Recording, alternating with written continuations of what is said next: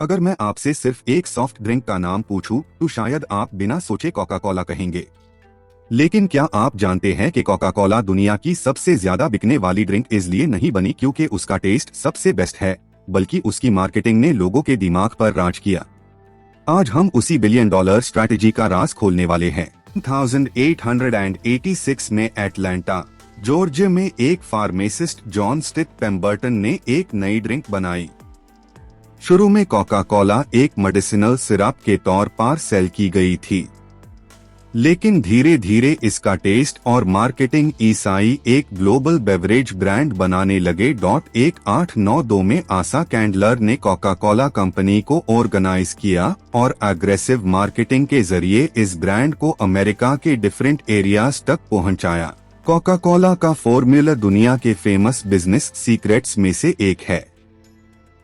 Company के मुताबिक इसका ओरिजिनल रेसिपी हाईली प्रोटेक्टेड है, लेकिन कोका कोला की सक्सेस सिर्फ फॉर्मूला की वजह से नहीं थी, असल पावर थी ब्रांडिंग। कोका कोला ने अपनी आइडेंटिटी एक सिंपल मैसेज के अराउंड बनाई, हैप्पीनेस, शेयरिंग और मोमेंट। कोका कोला ने कभी सिर्फ एक ड्रिंक सेल नहीं की, इस ब्रांड ने इमोशंस सेल किए। क्रिसमस कैंपेन्स, फैमिली मोमेंट्स और सेलिब्रेशंस के जरिए कोका कोला ने लोगों के इमोशंस के साथ कनेक्शन बनाया। एक पावरफुल ब्रांड वो होता है जो दुनिया के डिफरेंट कल्चर्स में भी अपनी पहचान मेंटेन करे। कोका कोला ने अपना लोगो, कलर्स और टेस्ट को ग्लोबली कंसिस्टेंट रखा। कोका कोला ने स्पोर्ट्स और एंटरटेनमेंट इवेंट्स के स्पॉन्सरशिप के जरिए मिलियंस लोगों तक अपनी रीच बनाई। ओलंपिक्स और फीफा वर्ल्ड कप जैसे इंटरनेशनल इवेंट्स के साथ पार्टनरशिप ने ब्रांड अवेयरनेस को और स्ट्रॉन्ग किया। 2010 के बाद कोका कोला ने शेयर अ कोक जैसी कैंपेन्स लॉन्च की, जहां बॉटल्स पर लॉग-ऑन के नेम्स प्रिंट किए गए। इस आइडिया ने कस्टमर्स को ब्रांड के साथ पर्सनल कनेक्शन फील करवाया। कोका कोला का बिजनेस मॉडल इंटरेस्टिंग है।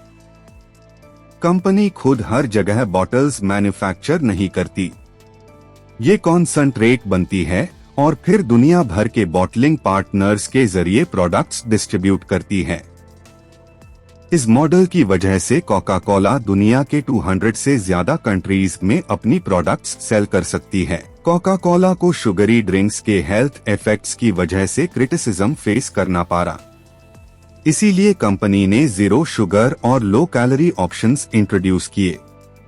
प्लास्टिक वेस्ट और पैकेजिंग एनवायरमेंटल कॉन्सर्न्स की वजह से बेवरेज इंडस्ट्री पर प्रेशर बढ़ता रहा। कोका कोला ने रिसाइकलिंग और सस्टेनेबल पैकेजिंग इनिशिएटिव्स पर फोकस करना शुरू किया। कोका कोला की स्टोरी हमें ये सिखाती है कि सक्सेसफुल बिजनेस सिर्फ प्रोडक्ट से नहीं बनता। स्ट्रॉन्ग ब्रांडिंग, कस्टमर इमोशंस और लॉन्ग टर्म स्ट्रैटेजी भी जरूरी होती है।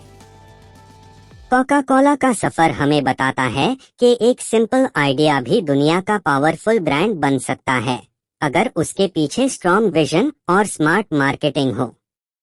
अगर आप बिजनेस और सक्सेसफुल ब्रांड्स की स्टोरीज पसंद करते हैं, तो चैनल को सब्सक्राइब करें और अगली वीडियो के लिए रेडी रहें।